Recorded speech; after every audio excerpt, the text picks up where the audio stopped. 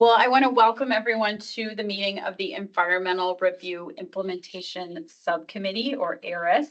We are part of the Environmental Quality Board. I'm Sarah Stroman. I have the pleasure of serving as the Commissioner of the Minnesota Department of Natural Resources, and I'm the Chair of ARIS. And we do have some of our members rolling in, so we will watch for a quorum and take action there, but I think I'm going to turn it over to Executive Director Nuschler to call the roll and see how many folks we have at this time. All right. Thank you, Chair. It is, let's see, Commissioner Arnold. I don't know if we were expecting Commissioner Arnold. Is Assistant Commissioner Polish on the line? She just joined. Looks like she might have just joined us. Okay. Member Bauer-Kemper. Present here, thanks. Commissioner Daubenberger. I do believe we're expecting. Oh. Dan Katzberger's here. I don't know if you can hear me. I can hear you. Yep, I called Daubenberger, but I will note that you're here. I think we're expecting. Sorry about that. It's all good. I think we're expecting Commissioner Daubenberger in about half an hour. So, Board Member Hintz.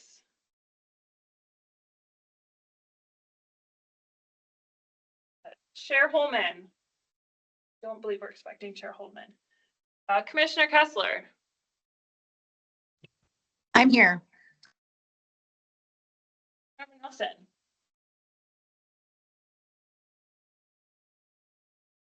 Member Nelson, Public Member Nelson. I know we heard you earlier. Present. Excellent. Commissioner Stroman. I am here. All right. Did I miss anyone? Board Member Hintz joined us.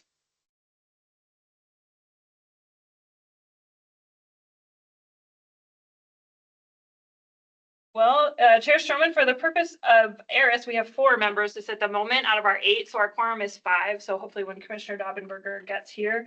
And I do see EQB members Katzenberger and Smith also listening in for today. Are there any other EQB board members who are not ARIS members listening in?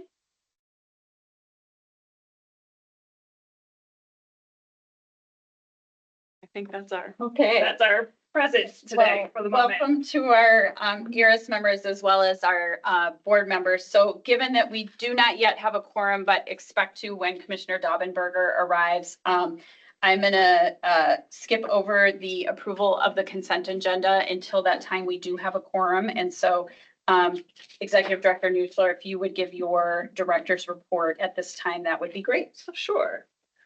Thank you, Chair, and thank you, everybody, for being here for the ARIS meeting today. I'm glad to see you virtually. I will warn you, there was a little bit of a holiday party, and I've had a fair amount of holiday treats. So if I talk fast, it's the holiday sugar, and I beg your indulgence. Thank you. The meeting is being recorded today, just a reminder of logistics, and we do have our meeting chat that is open and visible to everybody. But the chat is not kept as part of our meeting record, so you should only use it for logistical issues. ARIS members, the presenters, will welcome your questions and feedback and input on the information that we're sharing with you today. Feel free to just jump in or use the raise hand function. Members of the public, we are planning 2 opportunities for input today during item 6 when we speak about our rulemaking, and then also at the end of the meeting.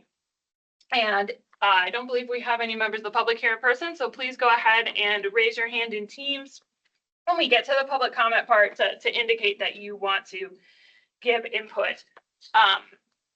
Please don't put your input in the chat, but if you can't find the raise hands button, you can indicate in the chat that you would like to speak. So we'll cue you when we get to that point in the agenda. Just a few reports and announcements. Staffing updates. I am pleased to announce that Jesse Krasinski has taken on the role of the Environmental Review Program Director effective earlier this month. So very happy to have him taking on that role. And that does mean we will be hiring an additional position in the environmental review program. So stay tuned for information about that. We also, of course, have 5 of our public member seats open for application at the moment, representing various non-metro congressional districts. So if you are a current board member wishing to reapply, please do so, or other members of the public who might be interested, your application is also welcome. And then I'll just note that the ongoing interest in data centers is spurring opportunities to provide information out to the public about how environmental review works in Minnesota. Tomorrow, I'm speaking at a Data Center Basics 101 event in Spring Grove, hosted by the Southern Minnesota Initiative Foundation and Southeast Minnesota together. And there's going to be a similar event in Austin on January 14th. So I'm looking forward to the opportunity to share a little bit more about the environmental review program. And that, Chair Stroman, is my report. I am being told we potentially have board member Hintz with us now and may have a quorum. Board member Yes, Hintz, I'm have you here. joined us? Excellent. Yes.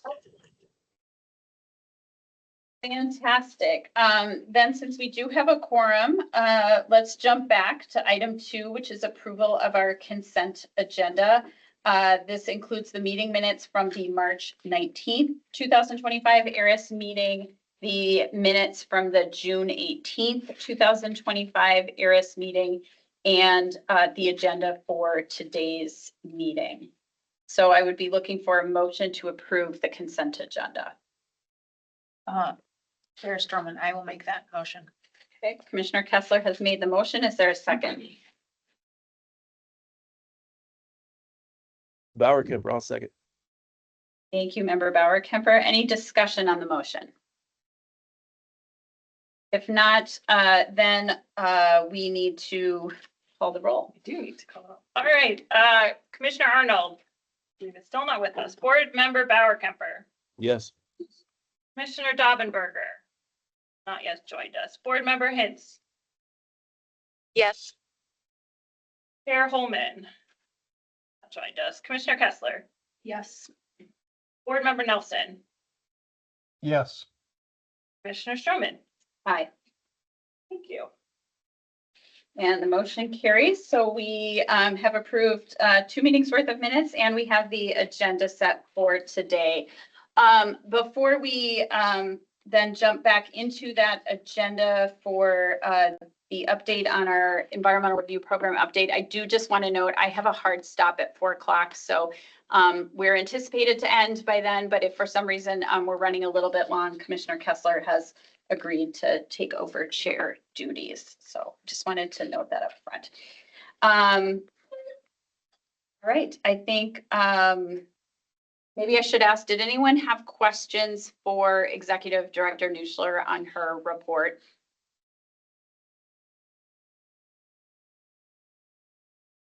Not seeing or hearing any, so Executive Director, I think we can move to item 4, which is your update on the environmental review program work plan. Yes, thank you, Chair Stroman. I thought that given that we're giving you a lot of updates today on some of our larger projects, it would be helpful to just, and also since we're halfway through the fiscal year, remind you kind of what was on the environmental review program work plan and how we're doing on that. Whoops. Wow.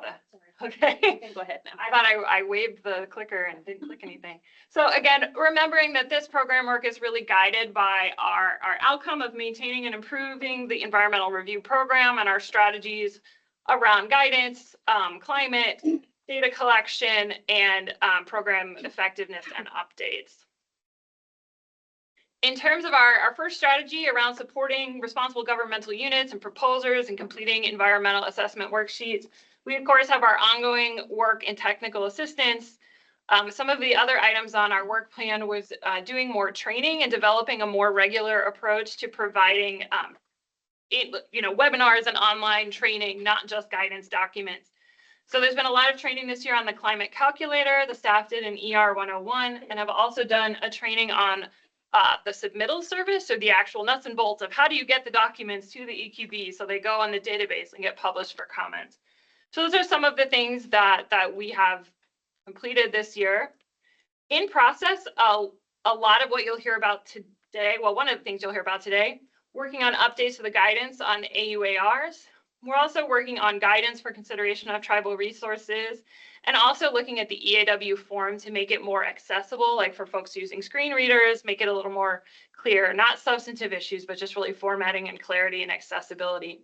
So you'll hear more about the guidance updates today and the other two in the future, but those are things that are ongoing. A couple of things that are sort of still in queue here, but that we have not yet really moved forward is doing petition evaluation guidance for RGUs. At the end of the last fiscal year, we finished some guidance for submitting a petition, but we want to pair that with some guidance for RGUs. Hopefully that won't be a big lift, but just haven't quite gotten that started yet. And also we're continuing to track MPCA's work on cumulative impacts. Some of that's been kind of changing timelines, but my understanding is MPCA is planning to propose their rule by the end of fiscal 26. So we're continuing to track that, and will likely probably be work that's going to extend for us into fiscal 27 to see kind of how that works and what we might need to do. In terms of strategy 2, tools and guidance on climate, you'll hear a lot about this in a moment. Staff has done a lot of training and presentations about the climate calculator tool and introducing it to the public. And she's currently working on updates to the calculator that she will show you and updating the climate guidance. Our strategy on improving data collection, we really got a lot done in this in fiscal 25. And so a lot of that has really moved into ongoing work of continuing our maintenance of our data dashboard that we published last year, doing some surveys to understand how RGU process is going and how we're providing help to them, and if it's helpful help, and working on improved internal data tracking. We do want to consider how to do improved performance tracking focused around environmental benefits. That is on our work plan. It's something that we haven't really had the capacity to pick up just yet, particularly with all of the work that we did last year, which was really pretty substantial, moving into ongoing work. And then in terms of evaluating and developing needed updates, we have 3 rulemakings that are currently in process, all of which you will hear about in a moment. And as you heard recently, our continuous improvement idea solicitation process is on track for early 2026. In queue in this area is the considering health impacts and environmental review. There's longstanding interest because of the need to kind of ground everybody in the past work. We are going to push this out, partially because of the capacity we're spending on rulemaking, and partially also because we do have public member seats open. And I don't think, I'm sad to say, I don't think all of our public members will be returning. We want to make sure that everybody gets the same information rather than sort of doing it piecemeal. So we're looking at this probably starting with some of the grounding and foundational work later in fiscal year 26, so spring, early summer.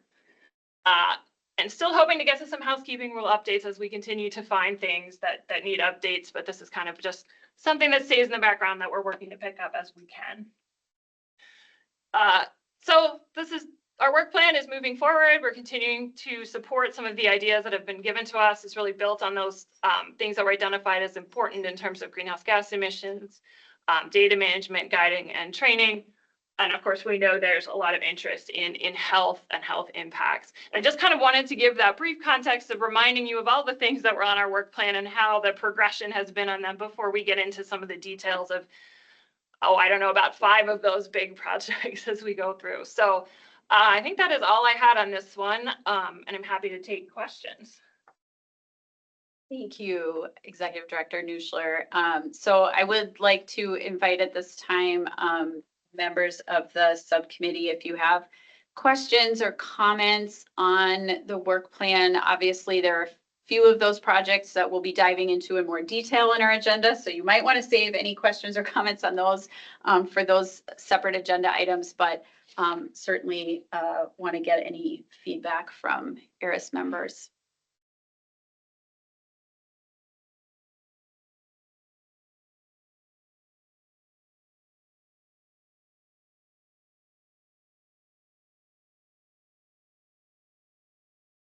I am not seeing any hands being raised. Okay, I'm just checking, verifying. So thank you, Executive Director, for that update. Next on the agenda is an update on the climate calculator, which you just referenced in your work plan update. And so want to welcome staff, the EQB's greenhouse gas data analyst, to give an update on the additions and improvements that are being made to the calculator. Steph is online. So. I am. Thank you, Chair. Can you all hear me? We can. Thank you, Okay. Steph. Okay, yeah, I'm here today to give a quick but exciting update on the climate calculator. We've been working on some stuff this fall to make improvements over our original version that we released this summer.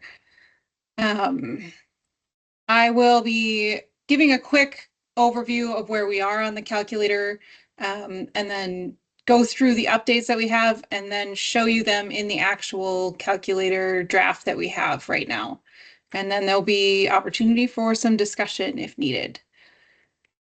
So the climate calculator is meant to address items 7 and 18 on the EAW form. That item 7 is the adaptation item, and then 18 is the greenhouse gas emissions and mitigation item.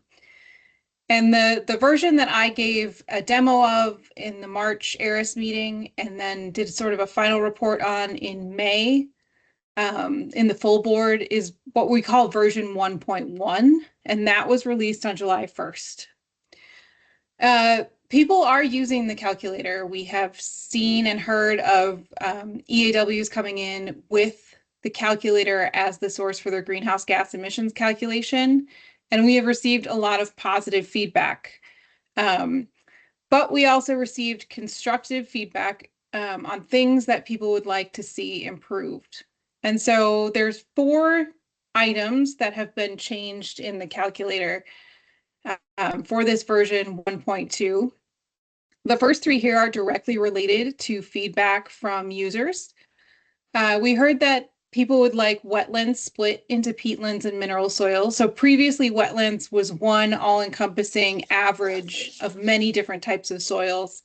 And so we are now breaking that out so we can get a better picture of the land use change emissions. Wastewater nitrous oxide emissions are also being included now. This was requested for certain projects. We had left it out because it's in general a small impact to greenhouse gas emissions, but based on feedback, we are now including it as an option. We are also including new alternative calculation methods for construction equipment and building energy consumption. We heard feedback that the information we were asking for to make these calculations was not something that users had, but they would have this other data where you could do an alternative calculation. So that's the new fuel consumption approach, where you can put the amount of fuel you're going to consume instead of the days that you're going to have construction equipment, for instance. And then the last update is the big one. It's that quantitative mitigation part that we just didn't have the resource and time to do in the version 1.1. And so now we've gone ahead and added in some quantitative mitigation measures for some of the listed mitigation opportunities. We focused on measures where we didn't need to bring in additional information to the calculator. So there shouldn't be any new assumptions or emissions factors needed. There are a few where there's 1 or 2 inputs the user will have to make, but by and large, we are making an explicit calculation of something that was already implicitly in the calculator. And I will go through examples of that in the next slide. And we wanted to make sure that these also spanned a diverse set of emissions factors. So quantitative mitigation wouldn't be very useful if it was only for, 25% of the mandatory categories. So while we were tackling the low-hanging fruit, we did make sure it was a good spread so that every project that uses the calculator should be able to find a mitigation measure that is applicable to their project that they can quantify using the calculator. And we expect version 1.2 to be completed and released in March 2026. And so now I'll get to the exciting part. Bear with me while I switch my window.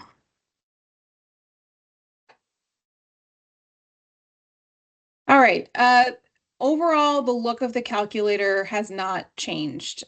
We have added this quantified reductions tab here, and that's where all the new great calculations live.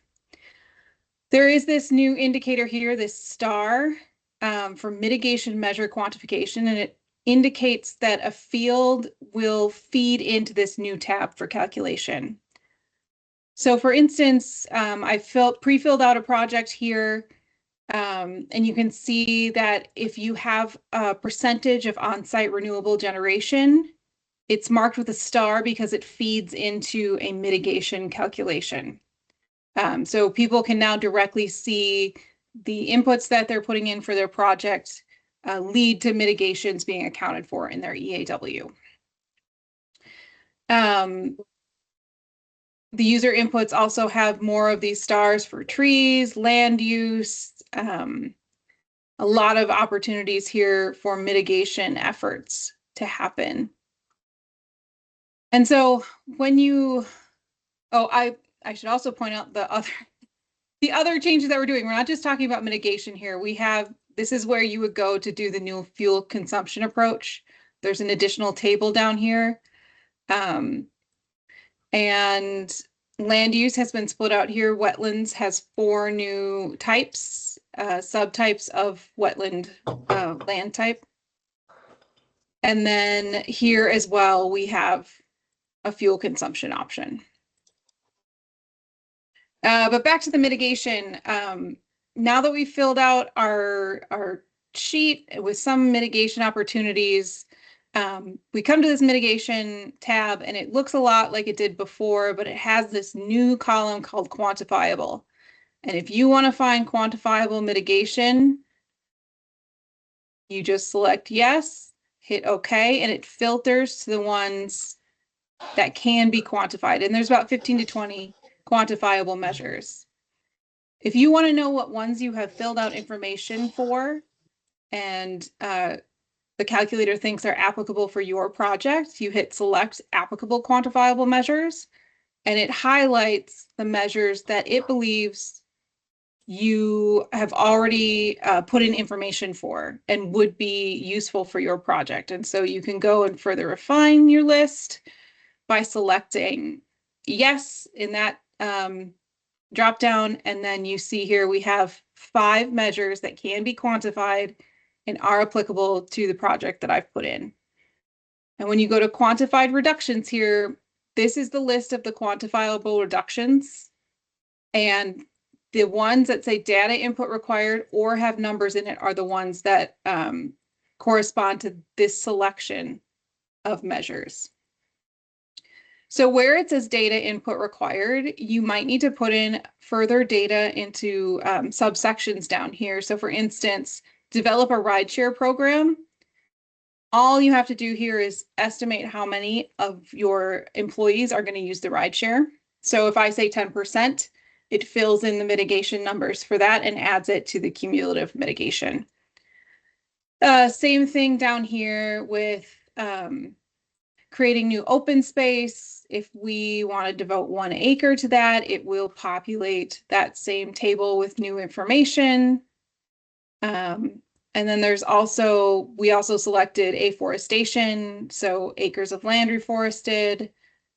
And here we'd have to sum, and I won't take the time to do that, but you can see how it populates back through the table here and gives a quantified value for total mitigated CO2 emissions, which helps complete that item 18 that the calculator was mostly there, but didn't have this portion previously. And I'm going to stop and see if there's any questions while I have the calculator open, if that's okay. If anybody wants me to go back to anything or poke at something, I'd be happy to do that.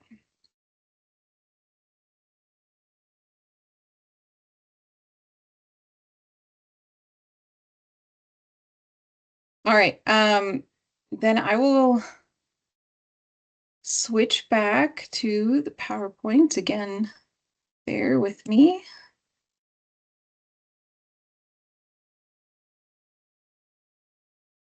And I will open it up for general questions.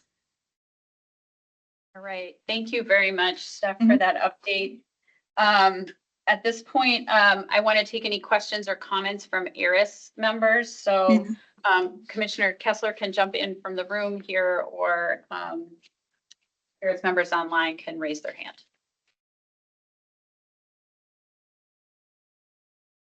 Chair Stroman, I don't have any questions. I'll say thank you to Stephanie and everyone who continues to work on this. This is an area where we as a state have led, and I think we need to continue to lead based on the changing dynamics across the country and the aggressive goals that we have as a state and the expectations that people in Minnesota have for us around driving our decisions with data. And so I think it's encouraging that we continue to commit to making this a tool that is user-friendly and reflective of the information that we think can really inform decisions related to environmental review across all of the designated RGUs.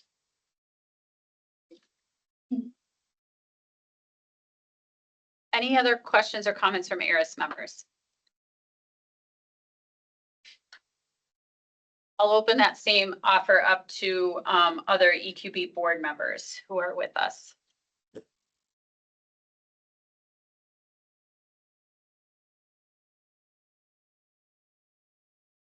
Okay, I'm not seeing any more discussion from either ARIS members or EQB board members. So thank you, Steph, very much. Can I ask Steph a question? You may, Right. of course. Just because I think I see maybe some public interest and Steph, you are planning and working with a contractor for a couple of public rollout trainings on the new version, correct?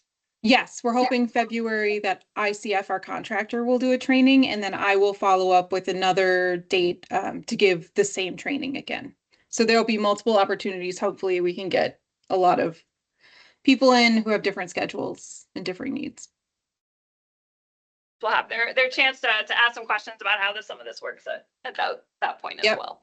And So- people can feel free to email me with any questions as well. Perfect. That sounds great. But certainly that opportunity is there for detailed questions. I will just note, we also have an open public forum at the end of this meeting.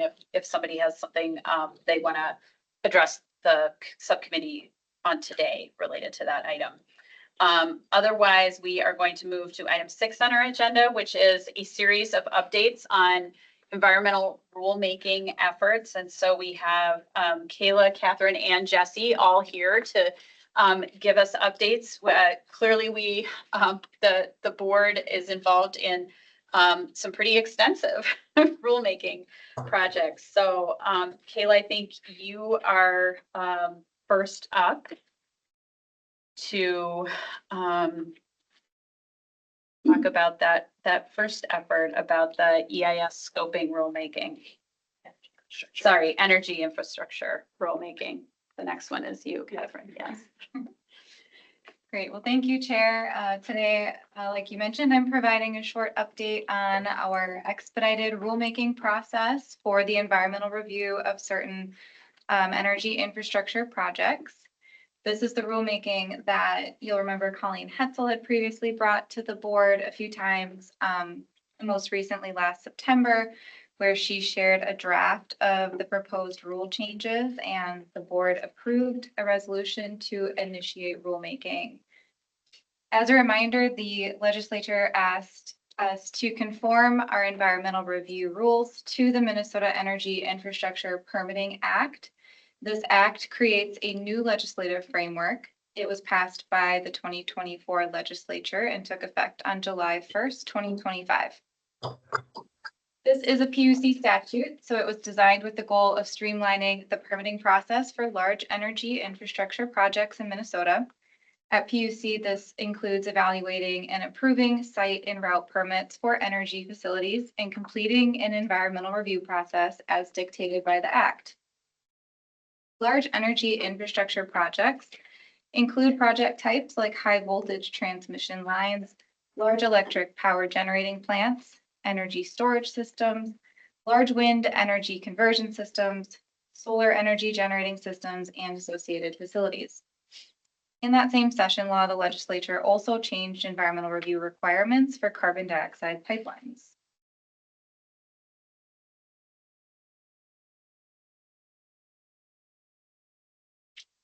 So what's EQB's role? The legislature directed EQB to use expedited rulemaking process to conform our environmental review rules with the statutory changes made in the new act. Expedited rulemaking is used when the changes that we need to make are straightforward and non-interpretive. So with that in mind, we are conforming 4410 environmental review rules to the PUC's statute 216I. And we're doing this to ensure that we are accurately referencing 216I for these energy projects and making sure nothing in our rules contradicts with what's been set forth by the Act. And so this is my main goal today is to update you all on the progress that we've made so far. Like I mentioned, staff have worked with the PUC staff to draft rule amendments and share them with the board. Colleen shared those updates along the way from February to September. And then EQB staff published the notice of intent to adopt expedited permanent rules. And this kicked off an open comment period on the rules. That happened from October 1st through November 14th. And our draft rules were available for folks to comment on. We promoted that through our rulemaking listservs, the EQB monitor, with tribes, and with any other potentially interested parties. And then we received 2 comments, one from Minnesota Center for Environmental Advocacy, MCEA, and one from the Minnesota Biofuels Association. The comment from MCEA was a suggestion to change a specific phrase that we used. They asked us to ensure that the amended rule language say that environmental review is governed by NEPA and 216I in our amendment. And we're still assessing this as an option, but 216I does already refer back to NEPA when it's appropriate. So like when 216I directs projects to do an environmental impact statement under MEPA, the Minnesota Environmental Policy Act. So this might not be a necessary change. The Minnesota Biofuels Association's comment deals with session law requirements that carbon dioxide pipelines do require environmental review. And again, we're looking further into this as well, but the statute is very prescriptive that carbon dioxide pipelines do an environmental impact statement. And in our amended rules, we reference the definition of a carbon dioxide pipeline already used in statute. So the Biofuels Association asked us to also delay our rule amendments until a carbon dioxide pipeline study is released. But unfortunately, the PUC has shared with us that they were unable to find a contractor to complete the study at this time. So as of right now, we are leaning toward making no changes to the draft amended rule language. But we are continuing to explore the issues that were brought forward in these comments. And as far as next steps, we are again still looking through these comments and preparing our responses to them, and that will be shared as part of the board packet and presentation coming up in January. In January, we'll also be asking the board to approve the rule language and authorize the executive director to carry on with making any necessary process steps complete to formally complete the rulemaking process. So we are on track right now to post a final rule in the spring. And we are looking forward to bringing more details to you all in January. So with that, I'll hand it back over to you, Madam Chair. Thank you, Kayla. Appreciate the update.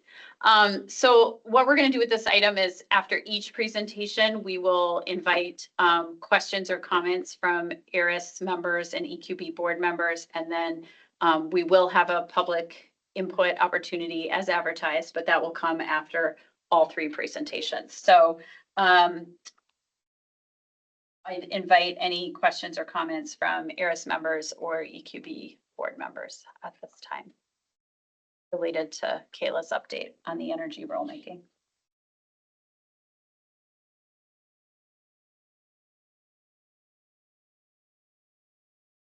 And I just want to be clear, Chair Stroman, for everyone, is that we do expect to bring adopting the rule and moving forward as a decision item in January. So just be prepared for that. Sounds great. I'll just say, I think part of what I'm seeing here is because we've been getting frequent updates and the updates are very thorough. you're not hearing a lot of questions. And so I'm taking that as a very good sign. So appreciate that. I'll just make one last call for ARIS or EQB board members, and then we'll move to the next update. Okay, Kayla, thank you so much. Okay, now up next is the EIS scoping rulemaking update. So Rebecca, can I just say next slide to you and not go pick up the clicker? All right. all right, to you. You know. All right, so this is a rule that I think that I have sort of mentioned to all of you, but we have not talked much about. So this is kind of your first more in-depth, but still not that in-depth because it's fairly simple, rule update on this one. In 2025, as part of the environment bill, the legislature directed EQB to amend our rules about how scoping happens for a mandatory EIS. So when you have a project that you know from the beginning is going to proceed to an EIS, how do you do the scoping? And that's in Minnesota Rule 4410-2100.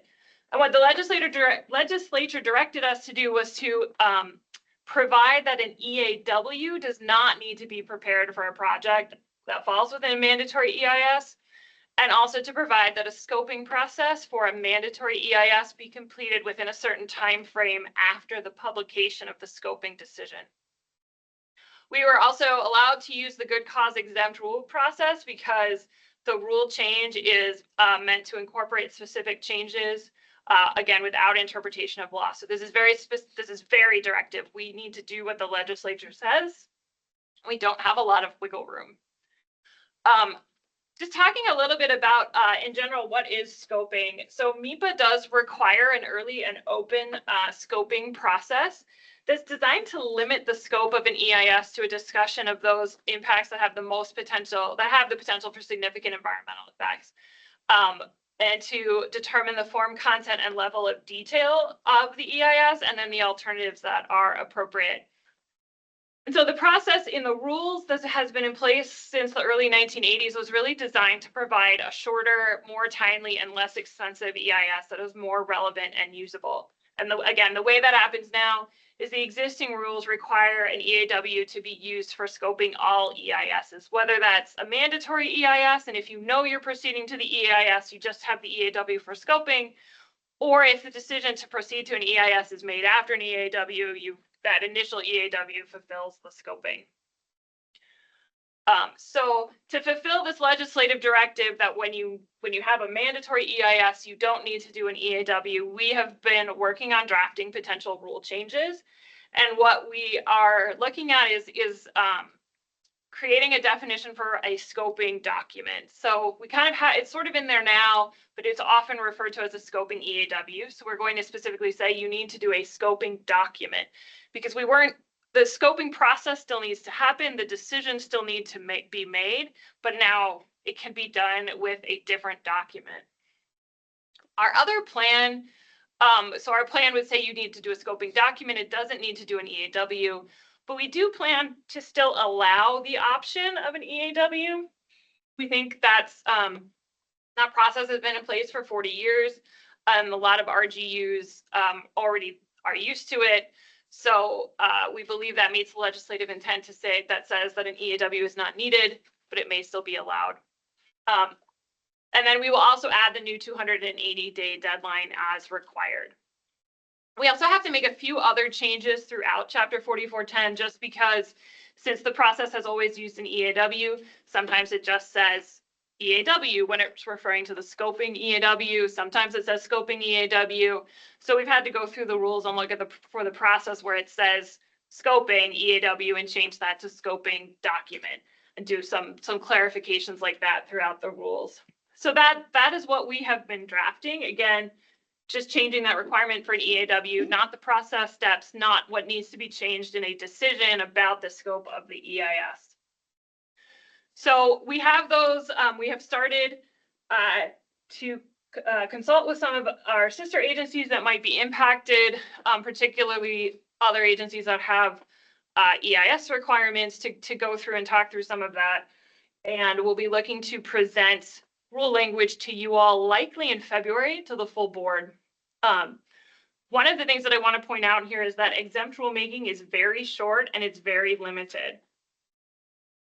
So the process is that we would draft the proposed rules, a little bit of an explanation about why we've done what we need to do, which isn't completely required by the process, but I think is very helpful to the public and also helpful to the future people sitting in these seats to know what exactly we were thinking. And then also draft what's called an order adopting rules. We'd bring that to the board to review and approve. And then what happens is those documents all get submitted to the Court of Administrative Hearings, and they do get shared publicly, but there's only a 5 business day comment period. Nothing gets published in the state register. It's very abbreviated. After that point, the ALJ gets a 14-day review process, and then we go through the adoption process of signing the order, adopting rules, and moving a lot of paperwork around. So this is one rule where once we are ready to move forward with the rules, the proposed rules, you all are going to kind of only get one crack at it, and then the process is going to move really fast. So that was why I wanted to tell you a little bit of what we were thinking for right now. And our plan is to bring it back in February if this sounds like a good direction. Need to take questions or comments. Thank you, Catherine. So just to reiterate, while the board will have a narrow window for the final review and approval, the overview you gave today gives people an idea. And because our discretion on revising the rules is quite narrow, hopefully that window is large enough. Yes. Yeah, okay. Let's open it up for any questions or comments from ARIS members or board members. And it looks like Member Nelson has a hand up. Thank you, Madam Chair.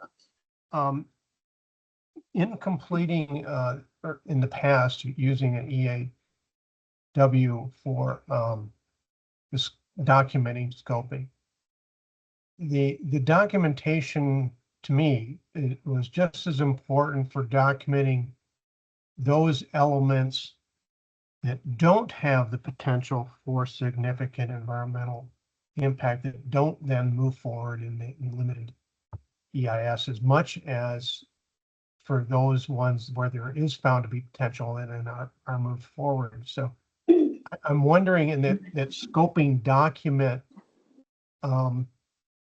will the definition, have you kind of some vision for capturing that documentation of the those things that are not then moved forward? Is that part of the definition? How do you have a vision? Yeah. Member Nelson, I think we're trying to keep the definition fairly straightforward and not get into the detail and sort of say it needs to be a document that presents the information to allow you to make the scoping decision. That's already fairly well spelled out in 2100. That's my recollection of the way we've chosen to move forward. I think your question is a good one, and I think one of the things that might be important for us to consider in the future is whether we should think about guidance or a form for a non-EAW scoping document. It's certainly something that's been on my mind, but once the legislature tells us we have to do this, we have a limited amount of time to move it forward. But I think that your comment speaks to maybe that's something we should think about, because I don't think the definition is really going to get into that level of detail. Madam Chair, can Yes, I follow? Member Nelson. Yeah, follow up.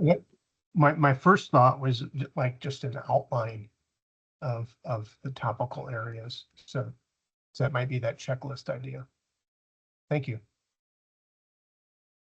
Thank you, Member Nelson. Other questions or thoughts on the EIS scoping rulemaking?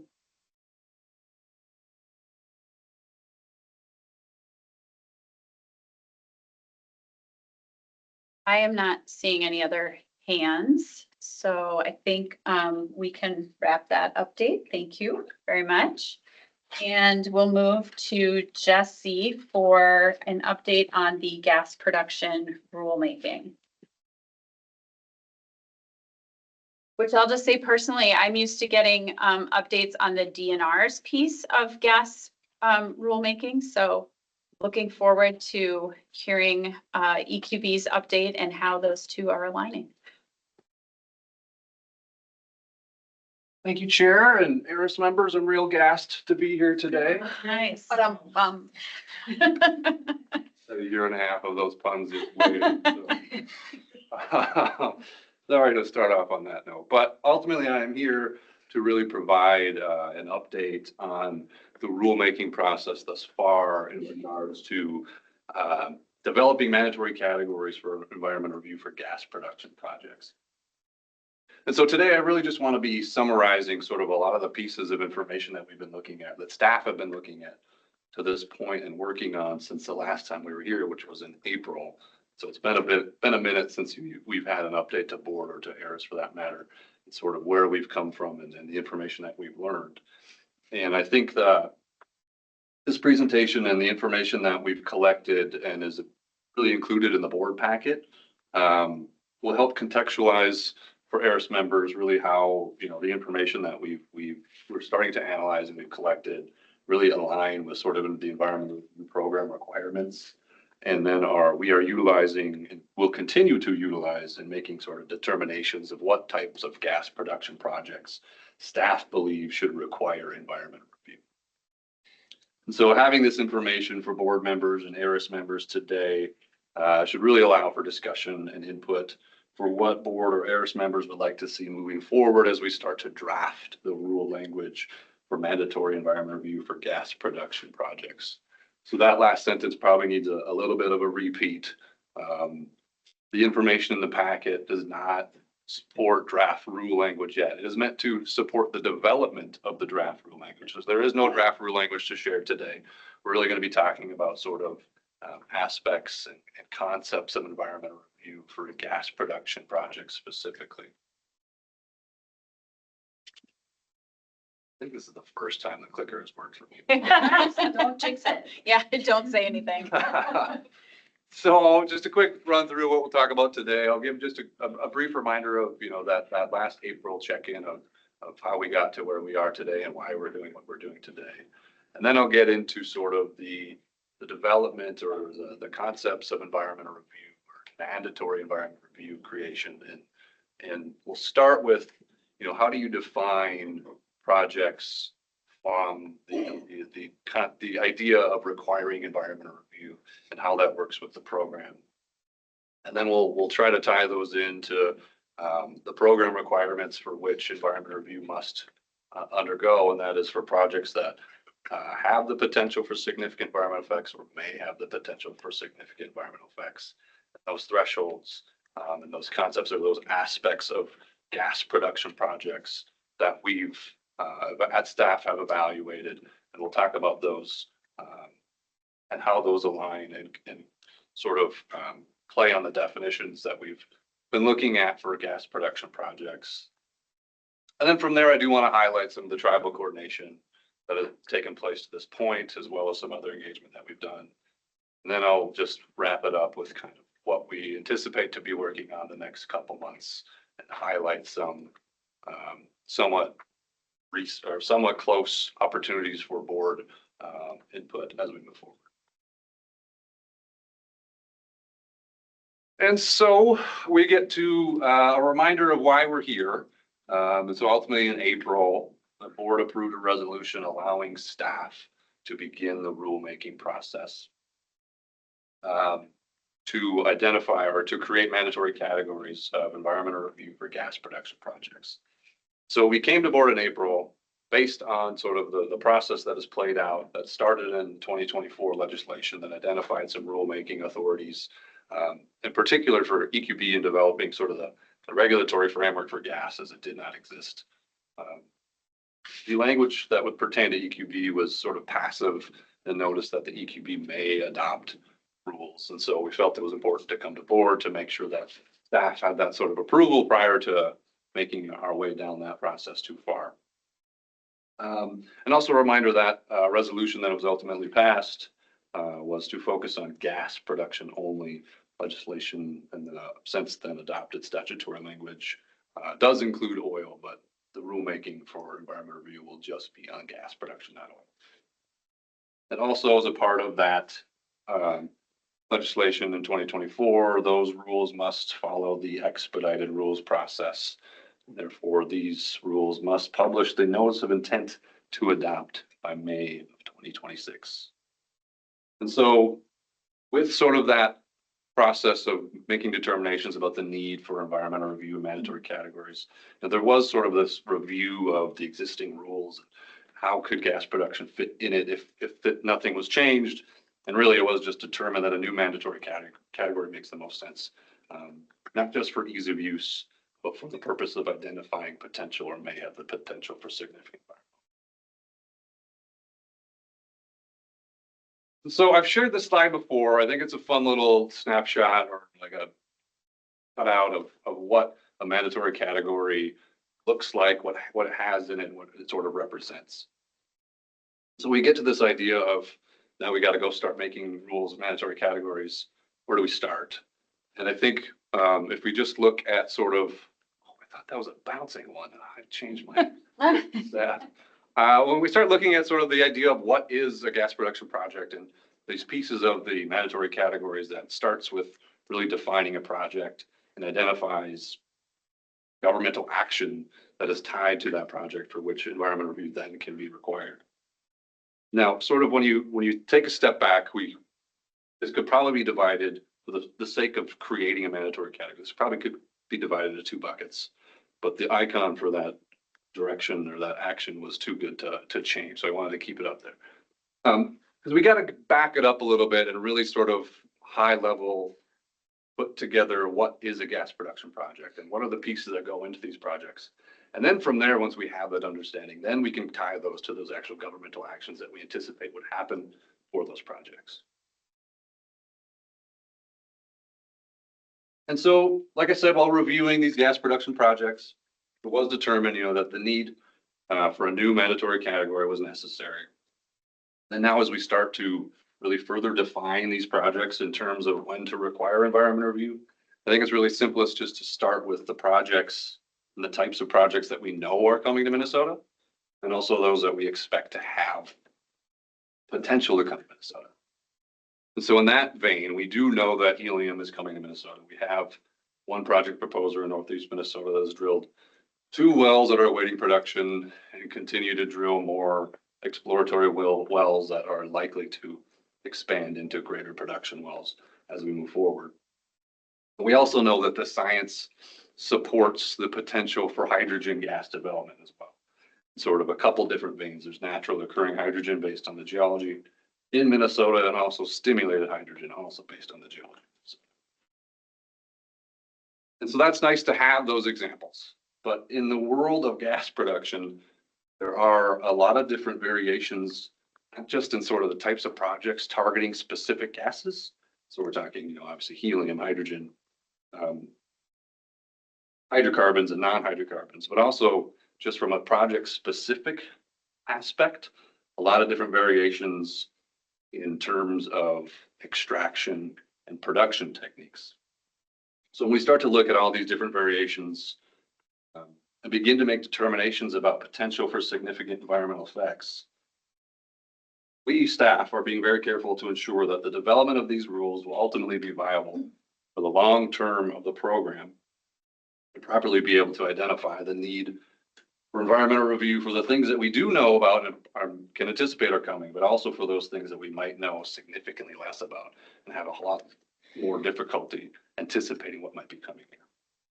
So being able to capture those variabilities around types of gases and project specific variations. And so in terms of defining, what is gas production? What is a gas production project? And how can we use something that is ultimately viable and can incorporate all these different variations?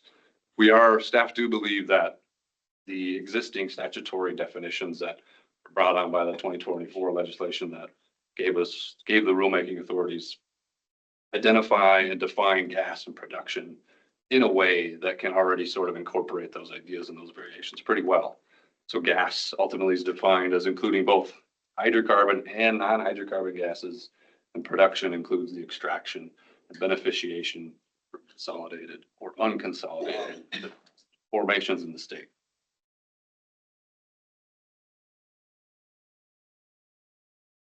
So then as we expand upon that sort of legal jargon, what does that mean? Can we kind of paint that picture from that definition to what that means for an actual gas production project?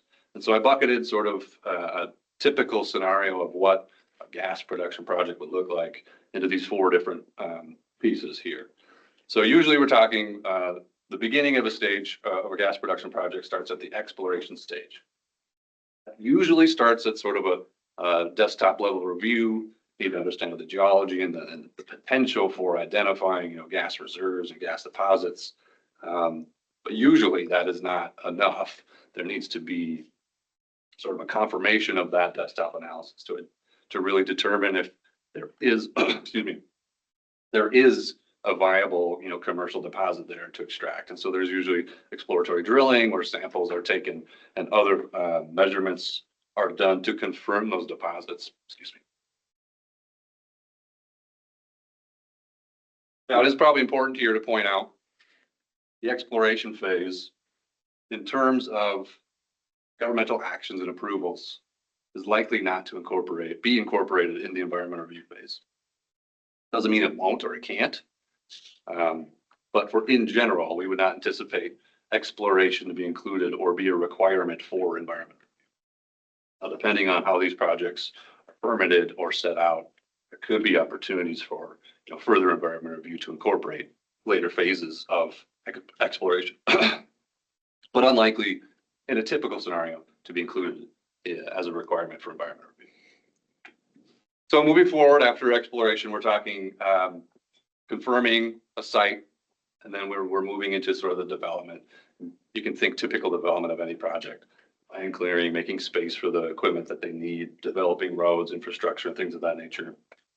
And then for gas production, we're talking about drilling production wells. So we're moving outside of exploration wells and sort of test samples to actual production wells where we can then begin to produce. And so that is the next phase of these projects where once these production wells are drilled, we can move forward to extracting from those production wells.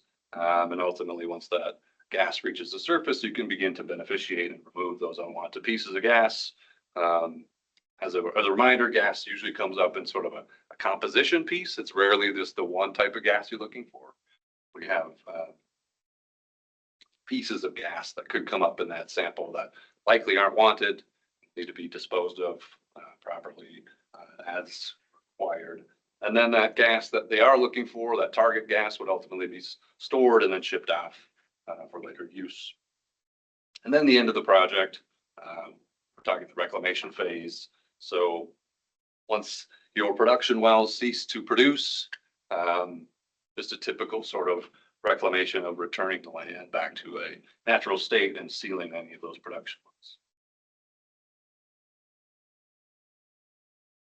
So now that we have sort of a general understanding and a definition and a basic idea of what a gas production project goes through and those pieces that are involved in there, we can start then to think about the potential of those aspects or those pieces of a gas production project and how it relates to the potential for significant environmental effects. And then expand upon that slightly into defining specific thresholds for which aspects or projects as a whole and the nature and location of them may indicate the need for mandatory environmental review. And so from there, we do need to kind of do an analysis and have an expectation of potential environmental effects to really start to make those determinations about potential for significant environmental effects. So I put together a list here. It's not exhaustive by any means, but from a typical gas production project, we can anticipate to see surface impacts from both the development and the production stages. We're thinking pretty general land clearing, noise, cumulative impacts, and traffic related from from producing and then shipping those gases. Also, we did anticipate to see, you know, potential subsurface impacts as we are drilling wells through groundwater and drinking water aquifers. There are also potential production aspects for which extracting a gas could indicate additional potential impacts at the subsurface. And lastly, we have air impacts. The pretty obvious and easy one is related to those unwanted gas components, whether they need to be captured and disposed of in a way, or if they can be allowed to be simply vented or flared. That is where the potential for environmental effects from the air stands, and also generators and, you know, general traffic for these being out in remote locations. Those also have their own associated air impacts with it.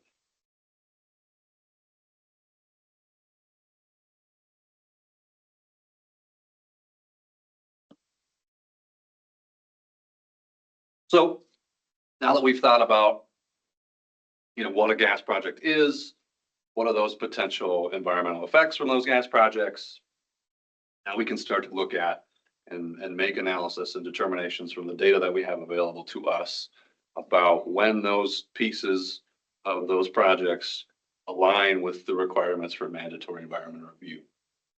So EAWs are required for projects that may have the potential for significant environmental effects. EISs are required for projects that do have the potential for significant environmental effects. So staff have broken it down into three different aspects of a gas production project for which we believe environmental review should be required. The first one will be based on the size of a gas production project. More specifically, when we're talking about size, we're looking at the number of production wells from a project. Now, I'll explain a little bit more about this later in my next slide, but the idea behind identifying environmental review based on the size of a gas production project, but specifically based on the number of production wells, is supported basically on the idea that when you look at the number of production wells, you can really assume and start to analyze the potential for significant environmental effects from the project as a whole. There's a lot of different pieces that go in to the requirements as you add production wells. And the understanding of how these projects will be developed really supports that idea of requiring environmental review based on that size aspect. Now, this would be for any sort of gas production project. This would be utilizing that information about what a gas is from that definition. That means hydrocarbon and non-hydrocarbon gases. And then the second threshold is based on a location of gas production projects. And so this would basically create a different threshold and ignore the size of the threshold, the size of the project, but would indicate the need for environmental review based on where a gas production project is located at the surface or extracting beneath.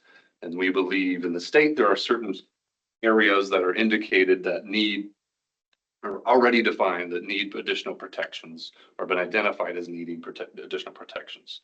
And therefore, staff believe that requiring environmental review prior to permitting these types of projects, if they're located within these areas, would align with the requirements of environmental review. And again, this would apply to any gas production project utilizing that definition of gas as a hydrocarbon or non-hydrocarbon. And those first two that I mentioned, staff, with the data that is currently available to us and that we've started to analyze, we do believe align with an EAW requirement, indicating that they may have the potential for significant environmental effects. This last bucket, or this last avenue of gas production projects, which should require environmental review, is really based on those project design variations of specific choices for a gas production project that ultimately, when compared to sort of a typical gas production project, would influence the potential for significant environmental effects. I do believe that this avenue of project-specific characteristics are likely to align with EIS requirements.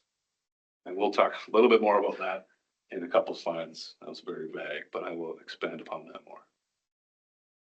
So to back it up, I wanted to sort of explain a little bit more about the the identification of requiring environmental review based on number of production wells. So the anticipation of how a gas production project is likely to occur is sort of this multi-well production scenario. So we will see multiple production wells spaced across the land, connected via flow lines so that the extracted gas can then flow to more of a centralized processing area where that gas can then be beneficiated and remove the unwanted pieces of gas and store the gas that they want and ship from that centralized area.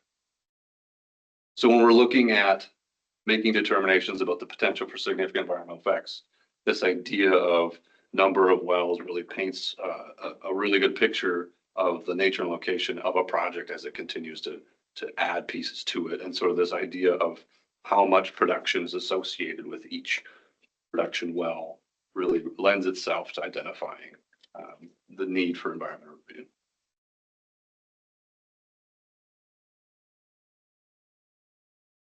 I haven't seen this map in large version, so I apologize. It's a little dicey. Alpha couldn't get a legend to work today, so it serves its purposes as best as it can today. But it is a map showing in the hatched section there is the Mid-Continent Rift, and that is the geologic formation that we anticipate to be most likely to contribute to the gas resources in Minnesota. So this is justifying sort of the idea that there are locations within that space where we anticipate to see gas that we think should require, we know require additional protections. And so we think environmental review, if gas production is to happen within these areas, should require environmental review based on sort of existing definitions. And so on this map, it shows the areas that are identified in the existing mandatory category, which is natural areas category. And those natural areas are defined in mostly DNR statutes, I believe. And so that is up here showing different natural areas and areas that are identified as needing an EAW. But we believe, staff believe that that mandatory category may not capture the idea of extracting beneath those areas. And so that additional protection is something that we're evaluating compared to the existing mandatory category language. And also has added environmental justice areas to this map as well as things that we believe should require additional protection and likely should have environmental review required prior to permitting. And sort of this whole idea of utilizing existing definitions is certainly done rather purposefully. So some of the information about potential impacts to sensitive areas within Minnesota are pretty limited in terms of comparing that to gas specifically. So it's really hard to really define a specific area from scratch, especially in an expedited rulemaking process where there's not as much opportunities for input. So we do intend to utilize existing definitions specifically for this location-based threshold as we continue to evaluate. And the last piece, or the threshold pieces that we're looking to evaluate, is that of project characteristic specifics. And specifically, we are talking about underground injection. So there are certain types of underground injection that we intend to evaluate further that pertain to gas production specifically.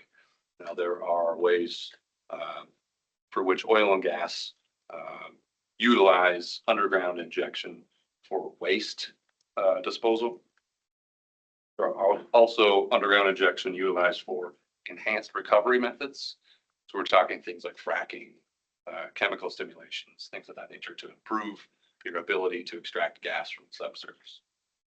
And then lastly, we're talking about project specifics that would inject a substance underground and utilize the geology of the subsurface to actually create a reaction to create a gas or to stimulate a reaction to create a gas, which could ultimately then be extracted. Now, I did want to highlight sort of this one in particular as the evaluation that still needs to take place of this one compared to the other two is probably quite a bit further and more detailed still to come. Due to the fact that underground injection in general is kind of a not known well in Minnesota, I think is a good way to put it. But in general, for these types of projects, not fully regulated. And so the idea of requiring environmental review, it's a little bit difficult. And so we need to make sure that our evaluation process is clear on what can take place and what is a governmental action, for instance, in terms of underground injection. And another sort of justification piece for this is the current prohibition that is seen under Department of Health rules for utilizing wells for injection of waste or disposal.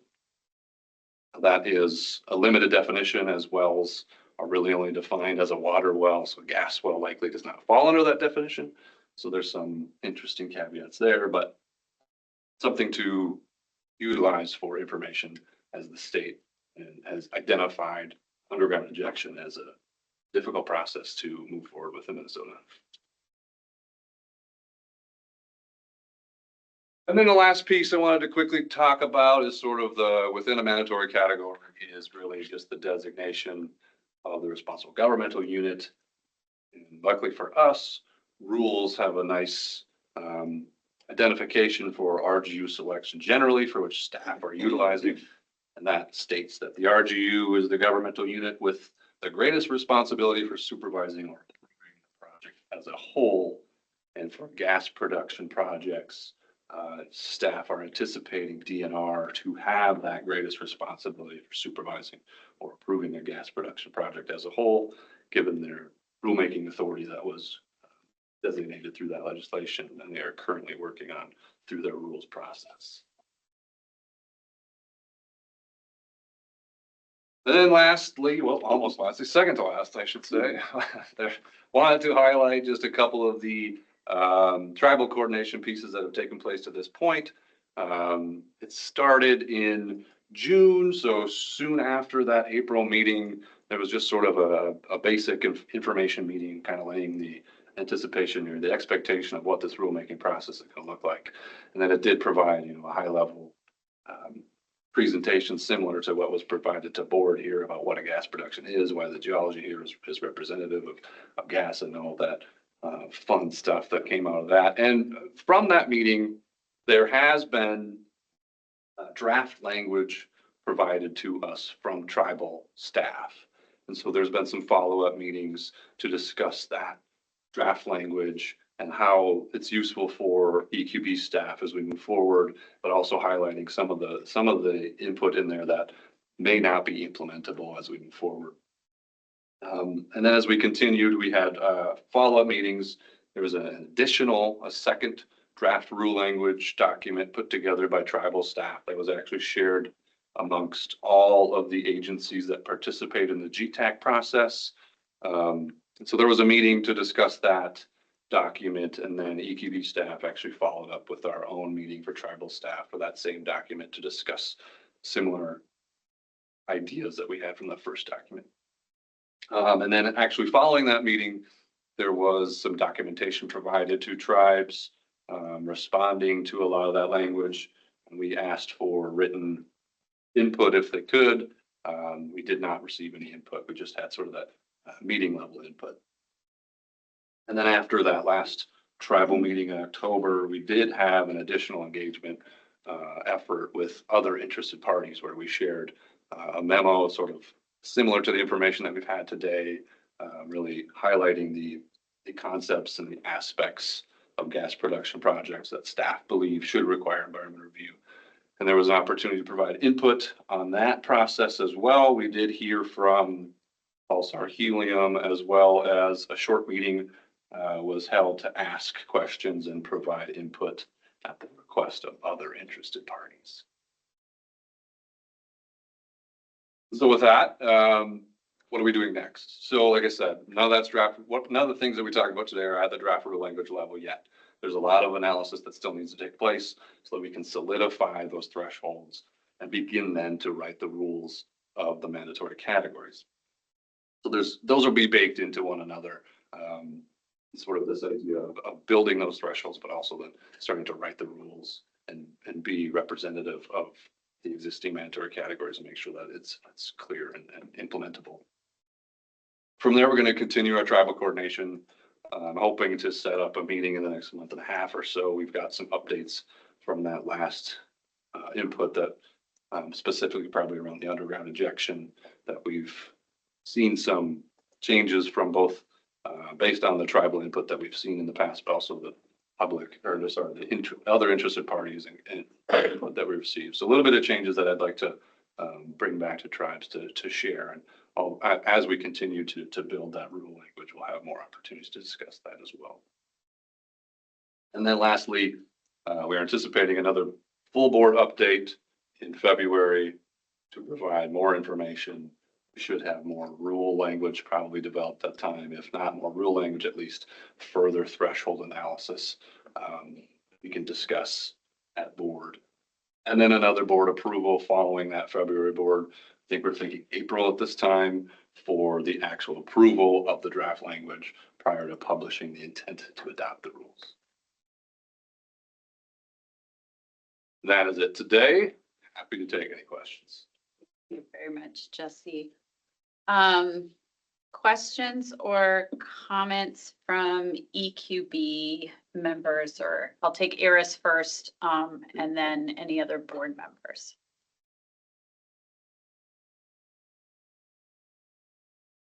Member Nelson. Thank you, Madam Chair, and thank you, Jesse. This is a rather new topic to me, so excuse my question if it's kind of out there, but I'm wondering, I can see on the size threshold that potential for environmental impacts, there's a scale that relates there to 1 well versus 2 well versus 3 well versus 10. But I also wonder, how does yield factor in there for individual wells? Could 1 well that has a high yield be equal to 10 in terms of production of, say, waste gas or some other impact? Or is that captured when you start looking at the number of processing facilities? And does that need to be considered in the size issue? Thank you. Jesse. Madam Chair, thank you, Member Nelson. That's a great question. I would say your thought process was the same as mine. I think that a production number does indeed indicate very well the potential for significant environmental effects. However, the reality of the variabilities of those production numbers are too extreme and also occur likely too late in the project development stage that I didn't feel it was an appropriate threshold to further evaluate.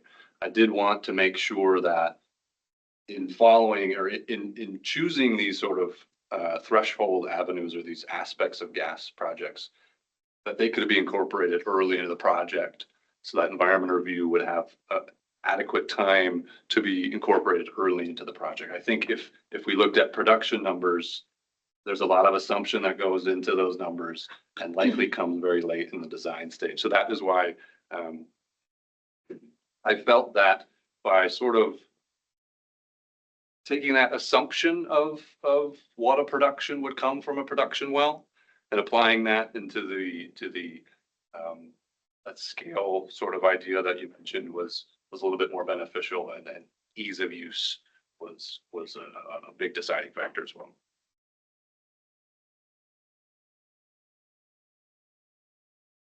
Member Nelson, did that address your question? No follow-up?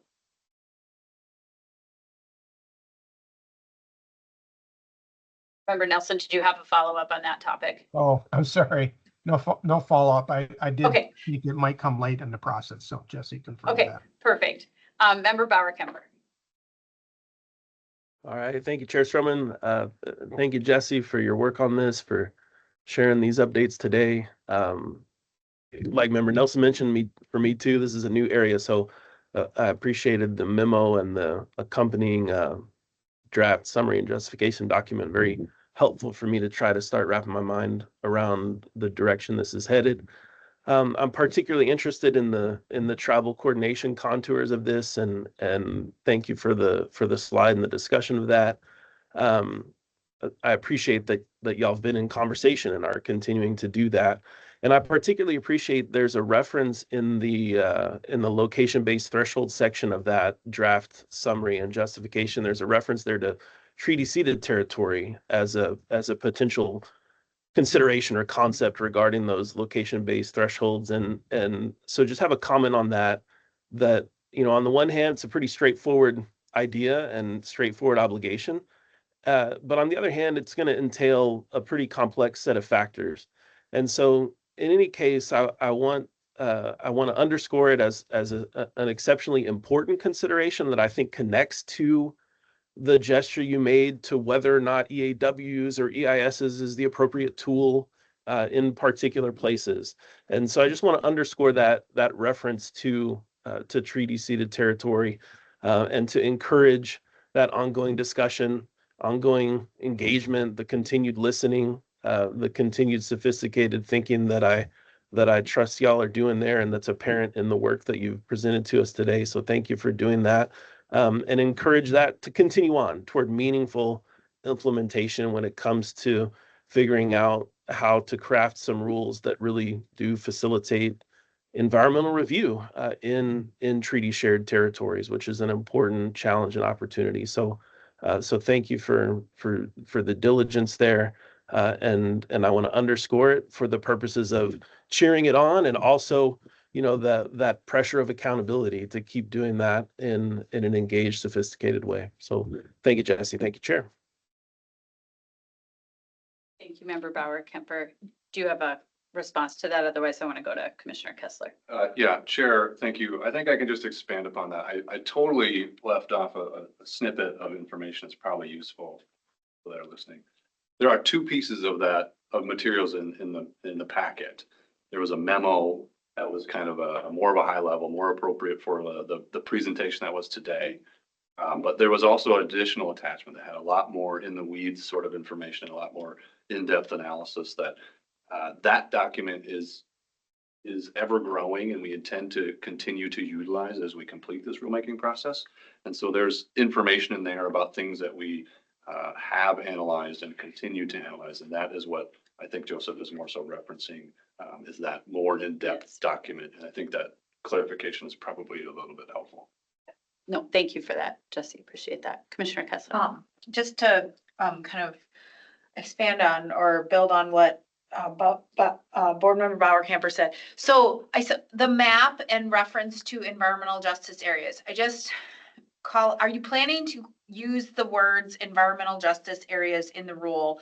And are you aware of the other places where that appears in state statute and some of the challenges we currently have with that? Chair Stroman and Member Kessler, yes, the idea of environmental justice, of utilizing environmental justice areas, is because it is defined already. Yeah. And so we have that existing definition that we can utilize. Yes, anticipating the current issues of what that may not fully encapsulate is certainly a part of that evaluation of that definition as a threshold. And does there need to be, should there be more, or can there be more, is certainly part of that evaluation as we move forward and fully define what those thresholds might be. So yes, we would appreciate at our level hearing more about some of those shortcomings and things that may need some further analysis for sure. Yeah. Chair Stroman and Jesse, we can talk more about this, but it's just I am aware of several places in statute where the term environmental justice is used. We have, as we try to implement that with regards to the cumulative impacts, it has become clear that some of the data sources that are tied to the definition are not readily available, and that makes it very challenging. Whether or not that will change is, I have no idea. I don't think it's going to be changed this session. So the more things we then pin to that environmental justice definition, more things we have to go back and make sure get changed if and when that gets fixed. Just call that out as like the decennial census is a challenge. Like how often we need to look at environmental justice maps and community definitions with relationship to a census that is only produced X number of years.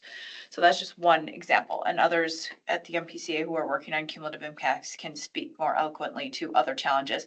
The one other thing I'll call out,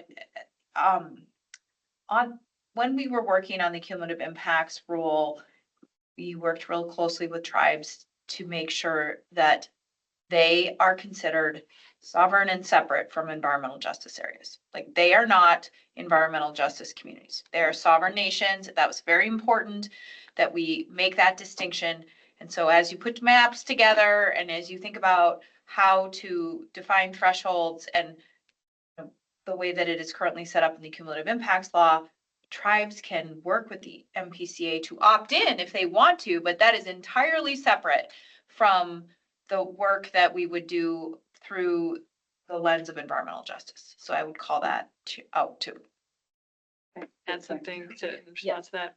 Sure. Yes. I think one of the tensions we always have in thinking about new mandatory categories is this idea of these special areas. Are they about getting a project into environmental review? So is it about saying if it's in this area, a smaller project should go through environmental review, or all projects should go through environmental review? Or should it be something that like the form says, hey, you should pay attention to whether these areas are close and talk about the impacts on them? So that's always, I think, something that we have to think about. And maybe in some of these cases, it might be easier to say, think about these than tying a threshold to them. It might not be, I don't know. I think it's still very much under consideration how we might do a location-based threshold or variation to the main threshold. So. And I'll just add, in the DNR rules that are being developed, one of the items being addressed is siting and location, right? And so determining where these facilities can be sited and where they cannot be sited. And so it may be, as these are being developed in parallel, and I know that coordination is happening, and I think it's really important because some of the areas where you're talking about it's going to be important to have environmental review actually may be excluded based on, you know, the ultimate DNR siting rule. And again, that's still in development as well. So, but I do want to be clear that that particular issue of location is going to bridge across those two, and it'll be really important to be coordinated so that, you know, the EQB rule isn't saying you need to do environmental review if it's in this area when the DNR rule actually excludes that area completely, right? So to cite an extreme case. So just wanted to make sure people are aware of the tie there. And that might be similar with like kinds of production. If it's prohibited, yeah, maybe it doesn't need to be. Any more comments or questions from ARIS members or EQB board members? I am not seeing any. So Jesse, thank you for your particular update. And if what I'm seeing is accurate, that there are no further board member questions, then this is the time, as promised, that we will open up this entire environmental review rulemaking agenda item for some public comments to give the public an opportunity to weigh in on any of these three projects. So we'll go both to sign up sheets if we have folks in person as well as the online. If you are online, you can use the raise hand function. If you're in the room, you can use the sign up sheet. And if you're online, then we'll call on you and you'll be able to unmute. I will ask folks, as always, to be relatively brief with your remarks. So Priscilla, I think you are gonna call on folks online. Let me first ask, do we have anybody signed up in the room? No, Chair, we don't have anyone signed up in the room. I do see one hand online, so. Yes. ahead. So Renee Keyser has their hand up. And I believe you should be able to unmute. If you want to go ahead and try do that now. Bonjour, can you hear me? We can hear you. Welcome. Okay, thank you. My name is Renee Keyser. I'm the Water Resources Manager for the White Earth Band and the Minnesota Chippewa Tribe. One of the questions I had was regarding to the scoping document for the EIS. If the EIS is in the mandatory category, will the scoping document be included with when it's published in the register for comment, if that will be included with those documents of the environmental review? That was just kind of a rhetorical question, suggestion. With the gas production, Jesse, I had a couple of questions here on the exploration. You said that the exploration would not need an EAW or an EIS, and I was kind of concerned about that and wondering why not. In a hypothetical, if I were to be a company and I'd had purchased several pieces of land and started punching holes through it, if I wasn't able to get gas, would I be able to inject something in that to stimulate that? Since that rulemaking isn't completely clear. Because with that exploration, I do see that there's a potential for environmental effects on the surface impacts, on the subsurface impacts, as well as air impacts. And so I was just kind of wondering why the exploration would not need an EAW or EIS, so that there wouldn't be an over exploration. Yeah, okay. All right, Executive Director. Yeah, I just wanted to briefly clarify, because I think this really relates a lot to what we were just talking about here, which is like one of the key things for environmental review is there has to be a governmental action. And if there isn't a governmental action, you can't have environmental review. And I think it might be particularly confusing. I don't want us to write rules that say you have to do environmental review for this thing, and then say, but it doesn't have any governmental action, so it doesn't apply. So kind of like what you were saying, Chair Stroman, about, oh, you have to do environmental review here, but it's prohibited over here. So I think that's one thing that we're trying to be very conscious of, is how we build it out. And at this point, my understanding, and Jesse can jump in here and fill me in, is that or correct me, is that exploration in the current framework we have in Minnesota does not require any kind of governmental action or approval.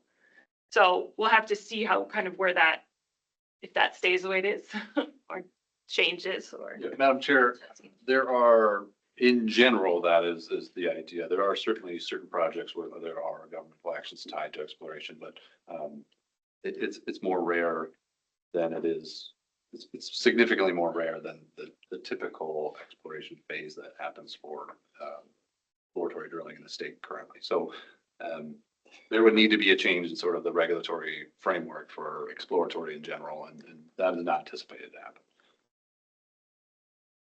I'll just add, Renee, I know you've been involved in the conversations with DNR and EQB. And so, I think really important to note your concern here. I know this is a particular topic that is being discussed. And so I think, we won't lose sight of it and just know those conversations are ongoing with the notes that both Catherine and Jesse noted here.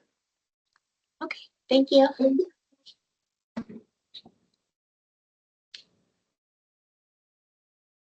Anyone else from the public want to comment on the environmental review rulemaking project updates?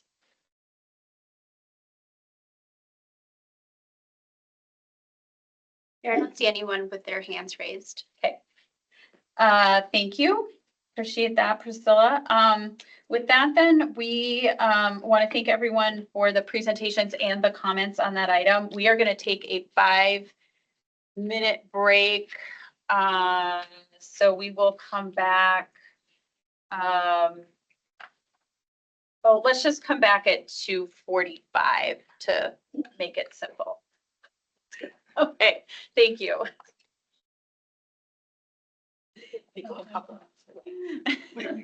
Just muted.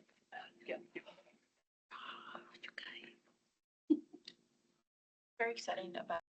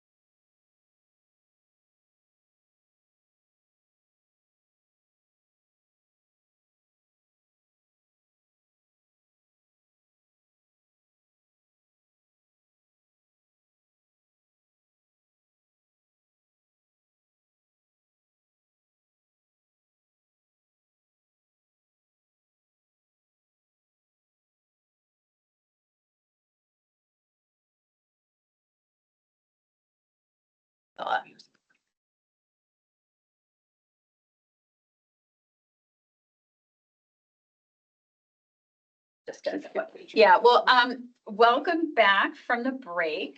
Had a lot of good updates and conversation, and I know the next topic is something that has garnered a lot of interest from the board. So Sarah, very happy to have you here to talk about our work on updating the guidance for using the AUAR environmental review process and document development. And so we'll let you give your update, and it's fine if there are no questions. You might be that thorough, but I know there have been a lot of questions on this topic in the past. So also look forward to the discussion after your presentation. Thank you, Madam Chair. My name is Sarah Larrell. I'm a member of the EQB's environmental review team, and in my role, I do provide technical assistance for RGUs and members of the public and consultants that call in with environmental review questions. Today, we are going to be talking about, well, this presentation in general is informational only. We're going to be learning about progress on the Alternative Urban Areawide Review, or AUAR, guidance modernization effort. We sometimes also call it an update. We'll begin this presentation with a brief overview of the AUAR itself, including its history, intent, and purpose. We'll look a little bit more carefully at its unique characteristics to provide some context to some of the specific work on the guidance.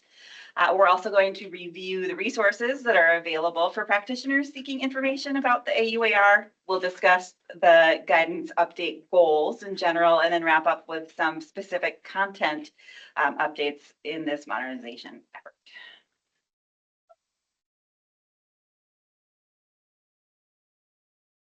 Okay. Want to advance my slide? Sure. As a refresher, the AUAR was originally developed in the late 1980s as a response to RGU and proposer requests for an area-wide approach. In the late 80s, the Twin Cities metro area was rapidly expanding, and the EQB convened a work group that recommended environmental review improvements for urban and suburban development. The AUAR provides environmental review for expected development within a defined boundary. It may also be useful for planning, but ultimately it is an alternative form of environmental review. The alternative form can substitute for an EAW or an EIS in applicable situations. It has some really nice advantages in that it does look at the big picture of a lot of development very, very early in the planning process.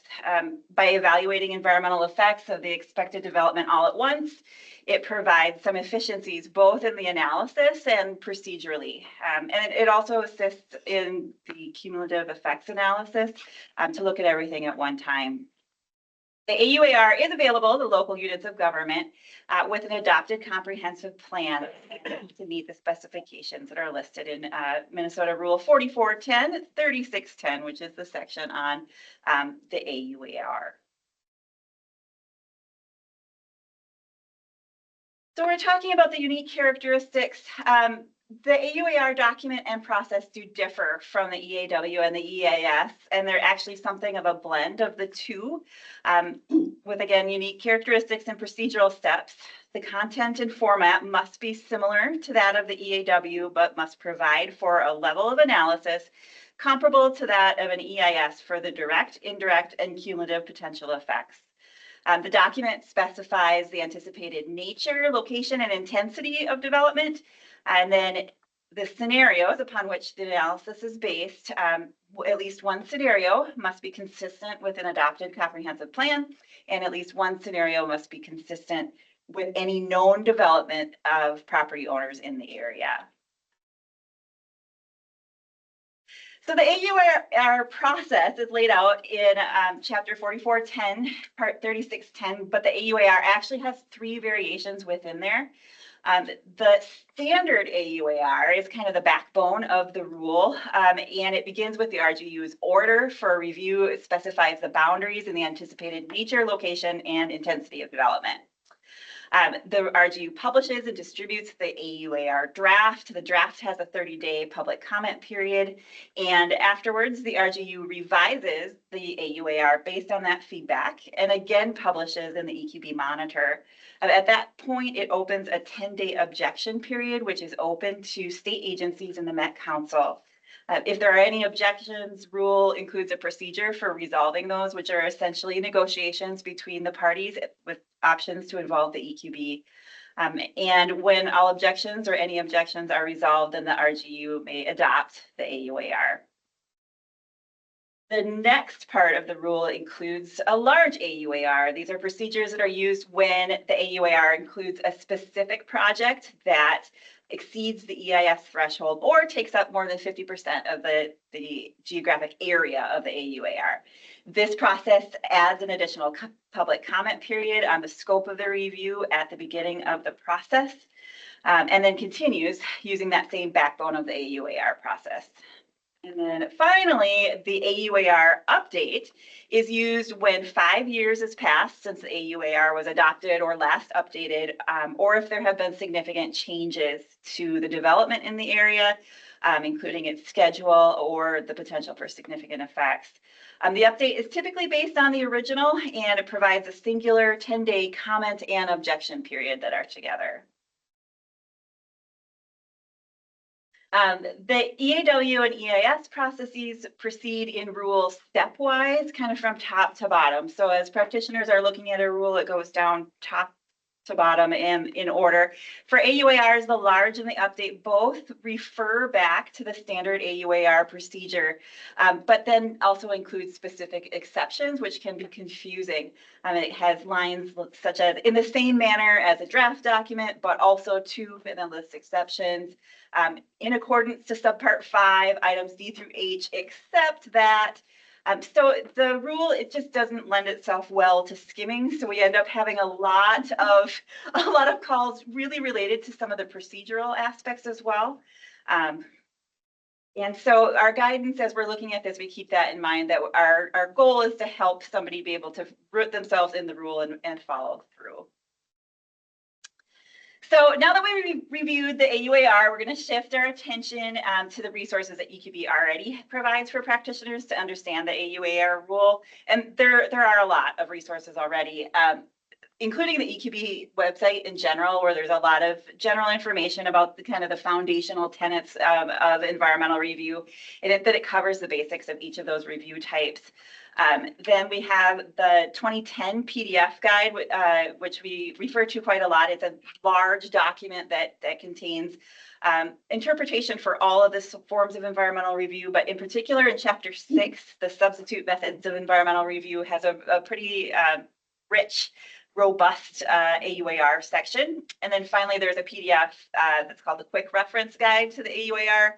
It was last updated in 2015, and it provides process steps in like a flow chart style, so people can follow along there. This update that we're looking at right now,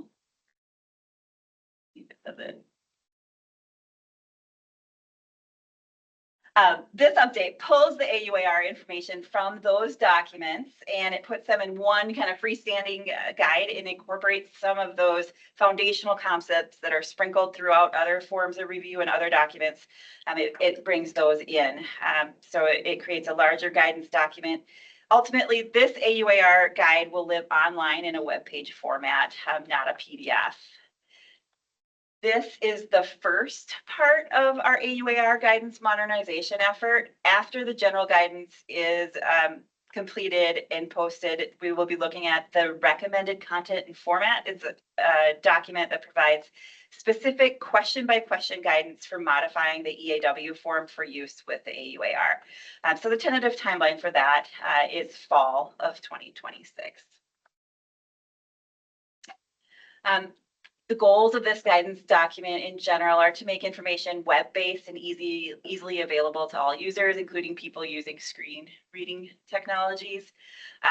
An added benefit to having the guidance in the web format is that staff can update it with ease. For example, when relevant case law becomes available that might impact the interpretation of the rule, it can be cited and linked easily in a web-based format. Making the AUAR its own freestanding document outside of other guides should help practitioners be able to locate all the info they need in one place. And then in general, the EQB staff field questions from RGUs and their consultants about the AUAR, and the staff approach to this guide was really informed by a lot of these frequently asked questions. So we wanted to discuss the unique characteristics of the AUAR first, then apply those concepts throughout the document.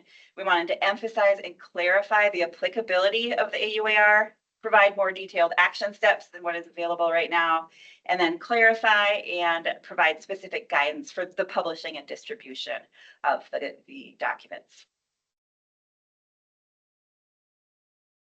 The first content area of the update, when we're looking at specific content updates, looks at applicability, and it makes it clear that the AUAR can only be used in very specific instances. Staff provide a more robust discussion of applicability based on 4410.3610 subpart 1.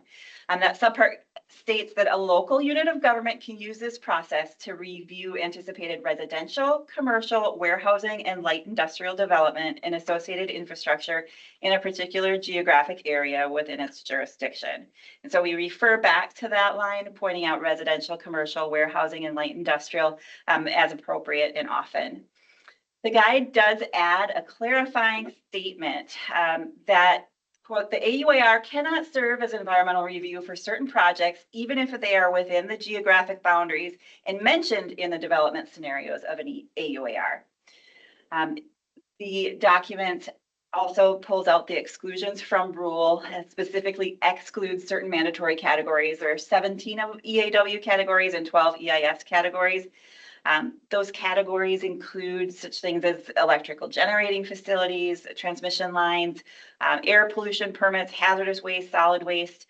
Those are pulled out and then they're linked to the rule itself in the document.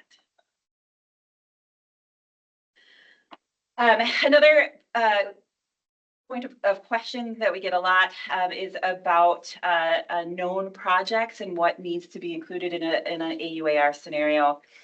In the AUAR, the basis of analysis is a scenario instead of a specific project. So the new guide provides an ordinary meaning definition of a scenario and reiterates the specifications that it needs to be consistent with a comp plan, and one scenario needs to be consistent with development plans that exist in the area. The guide includes a brief discussion of the known projects, stating that EQB staff recommend the RGU is diligent in describing development scenarios to include all future projects actually planned or for which a basis of expectation has been laid. In that language, it was pulled from some of the cumulative impact or cumulative effects language that already exists in rule. It goes on to say that property owners or project proposers may have shared development plans with the RGU through a variety of means, including informal communications with members of the RGU or its staff. And because the rule identifies plans and not pending applications, these plans do not need to be final or the subject of an application to be known.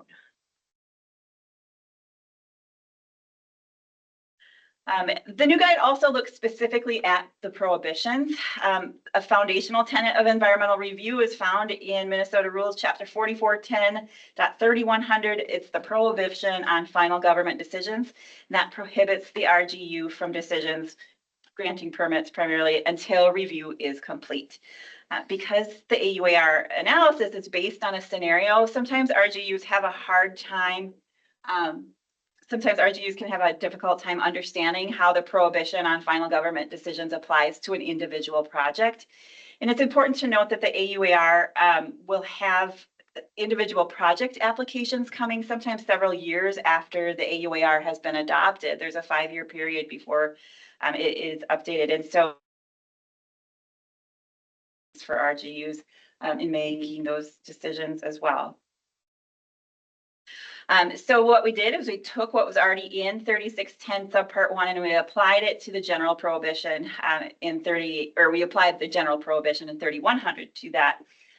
For projects undergoing or requiring environmental review, a project may not be started and a final government decision may not be made to grant a permit, approve a project, or begin a project being reviewed by the AUAR until the review is complete. The AUAR is adopted and the RGU then determines that the specific project that the application has come forward is number one, of the applicable project type. Number two, that the project is consistent with the assumptions in the AUAR. And number three, that the project complies with the AUAR's plan for mitigation.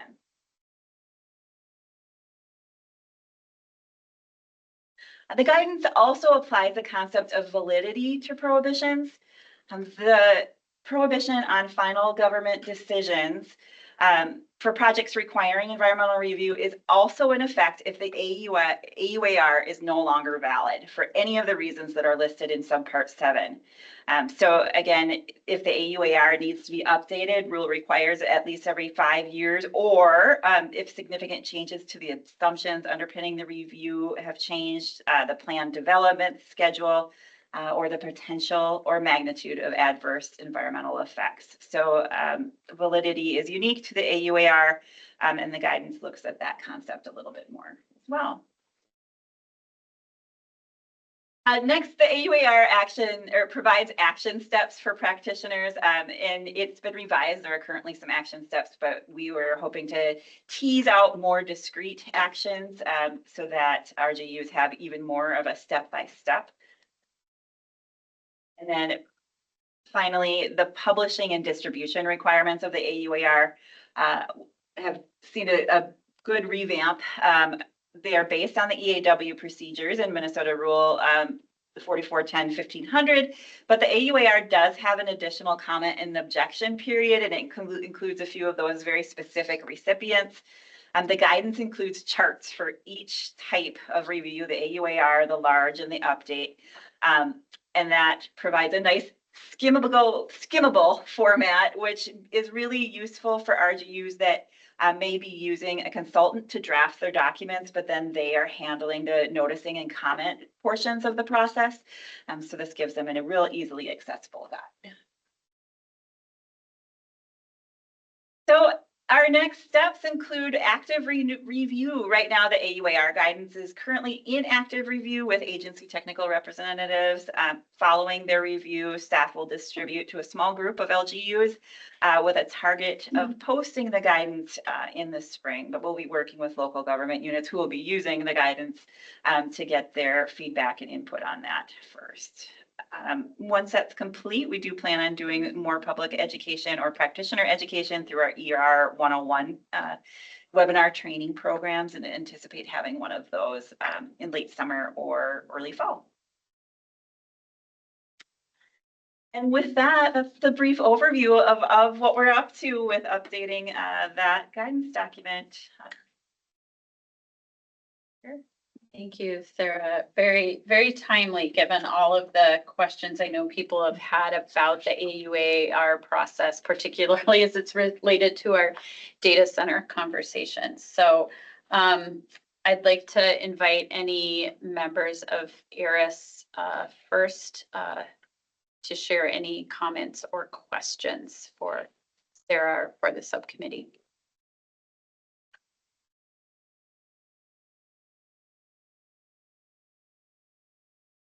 Bauer Kemper.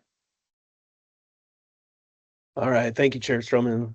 Thank you, Sarah, for laying out that information there, for illuminating it for us. I almost feel like you spoke too coherently about about something that is nearly, I would call it, incoherent. And so that's a compliment of the exceptional work that you're doing there. Much gratitude to y'all for working to improve and update EQB's AUAR guidance. These are incredibly important resources for the public, for local governments, and much needed, as the chair has gestured toward, for all kinds of emergent and ongoing and longstanding reasons, I would say too. And as y'all know, I have some ongoing concerns about the AUAR process and informed public participation in environmental decision making. And to my mind, this task that y'all have taken on, Sarah, that you're at the helm of, is all the more admirable because of how difficult it currently is to account for 4410 for the rules there regarding AUARs. And I'm thinking back to that image you had in your slide a few slides ago of those like entangled spaghetti lines, arrows of confusion, which I think is a pretty good representation of what's going on there in 4410 as it pertains to AUARs. And so it's a real challenge, and the work that you laid out today is incredibly impressive in trying to help make useful sense of it. I do think that these current rules, the current state of the rules, and I know this is a tangent because we're here to talk about the guidance, but I can't resist saying that in their current state, these rules are, in my view, themselves insufficiently clear. And so I'm hopeful that updates to those provisions within 4410 can be made so that the rules can more helpfully, or at least in a basic sense, helpfully facilitate RGU decisions regarding applicability of the AUAR process and adequacy of AUAR studies. Again, I know that's a tangent. We're not here to talk about the idea of actual rulemaking. We're focused on the guidance, which is incredibly important and much needed. But I wanted to broach the idea of rule updates as something that I hope we can keep on our radar, that maybe the ARIS, the EQB can discuss in the future, and that conversation can have an eye toward informed public participation in environmental review. So, there's tangential editorial, mainly mean to say much gratitude, big thanks to you, Sarah, and to the staff for your ongoing work on this guidance that we need. So thank you, Chair. Thank you, Member Bauer-Kemper. Appreciate those comments. Any other questions or comments from ARIS or from EQB board members?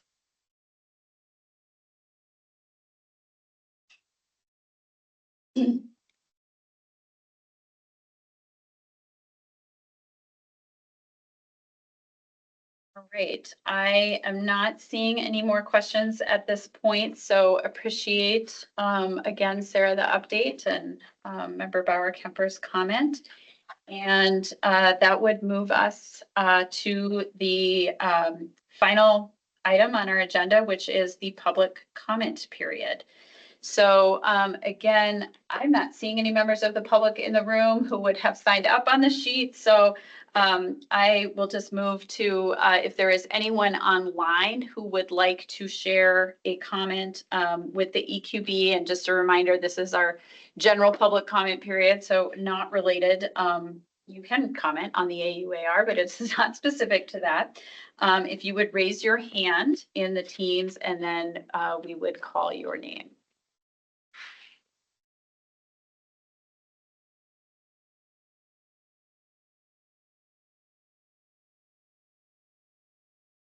I'll call again for any member of the public who would like to share a comment with the Environmental Review Implementation Subcommittee. Now would be the time to raise your hand in Teams.